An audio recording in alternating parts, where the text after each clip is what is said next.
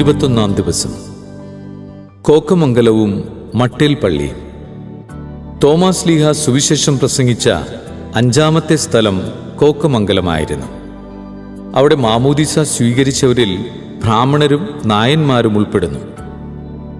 സമീപ പ്രദേശത്തെ പള്ളിപ്പുറത്തുള്ളവരും സ്ലീഹായിൽ നിന്നും മാമോദീസ സ്വീകരിച്ചു. അവിടെ ഒരു ആരാധനാലയം സ്ഥാപിക്കുകയും മാളിയേക്കൽ റമ്പാൻ തോമസിനെ അവിടുത്തെ കാര്യങ്ങൾ നോക്കി നടത്തുവാനായി നിയോഗിക്കുകയും ചെയ്തു. ഒരു വർഷത്തിനുള്ളിൽ 1600ഓളം ആളുകളാണ് അവിടെ മാമോദീസ സ്വീകരിച്ചത്. വർഷങ്ങൾക്ക് ശേഷം ചില സാമൂഹിക ദ്രോഹികൾ കുരിശ് പിഴുതെടുത്ത് കായലിലെറിഞ്ഞു.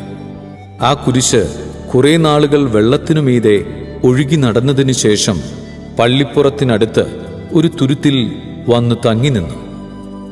ജനങ്ങൾ അതെടുത്ത് ആ സ്ഥലത്തു തന്നെ ആഘോഷപൂർവം പ്രതിഷ്ഠിച്ചു. പിന്നീട് അവിടെ ചെറിയൊരു പള്ളിയും പണിതു. ഇന്ന് ആ സ്ഥലം അറിയപ്പെടുന്നത് മാട്ടേൽ പള്ളി എന്നാണ്. വിചിന്തനം. കർത്താവിനെ അന്വേഷിക്കുന്നവർക്ക് അവിടുന്ന് എന്നും സമീപസ്ഥനാണ്. തനിക്കു വേണ്ടി ജീവിക്കുകയും പ്രവർത്തിക്കുകയും ചെയ്യുന്നവൻ്റെ പ്രയത്നങ്ങൾ വിഫലമാകുവാൻ അവിടുന്ന് അനുവദിക്കുകയില്ല.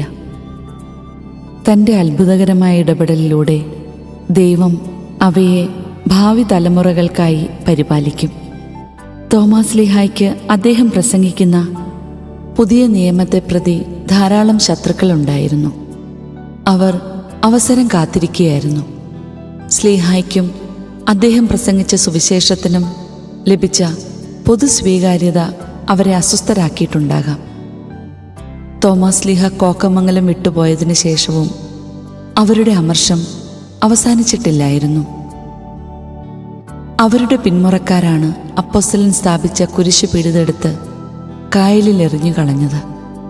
എന്നാൽ അവരുടെ വിദ്വേഷത്തിനോ വിധ്വംസക പ്രവർത്തനങ്ങൾക്കോ ദൈവിക സംവിധാനത്തെ പരാജയപ്പെടുത്തുവാൻ സാധിക്കുകയില്ലല്ലോ.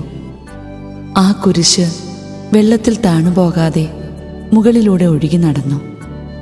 അതിലൂടെ അനേകർക്ക് മഹത്തായ പാഠങ്ങൾ നൽകുവാനുണ്ടായിരുന്നു.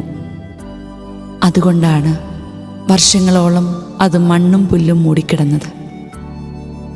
പുല്ല് ചെത്താൻ വന്ന ഒരു സ്ത്രീയിലൂടെ ദൈവം അത് വെളിപ്പെടുത്തി കൊടുത്തു.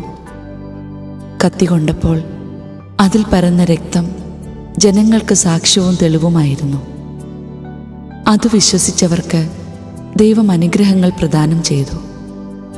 ഇന്നും പ്രസ്തുത കുരിശ് പള്ളിപ്പുറം പള്ളിയിൽ സംരക്ഷിക്കപ്പെടുന്നു. ദൈവത്തിനു വേണ്ടിയുള്ള നമ്മുടെ പ്രവർത്തനങ്ങൾ ഒരിക്കലും വിഫലമാകുകയില്ലെന്ന് നമുക്കുറച്ച് വിശ്വസിക്കാം. ഇന്നല്ലെങ്കിൽ നാളെ അവിടുന്ന് അത് ഫലസമൃദ്ധിയിലെത്തിക്കും. ഒപ്പം ദൈവം തരുന്ന അടയാളങ്ങൾ അവ സാമാന്യ ബുദ്ധിക്ക് നിരക്കാത്തതാണെങ്കിൽ പോലും സ്വീകരിക്കുവാൻ നമുക്ക് സാധിക്കട്ടെ.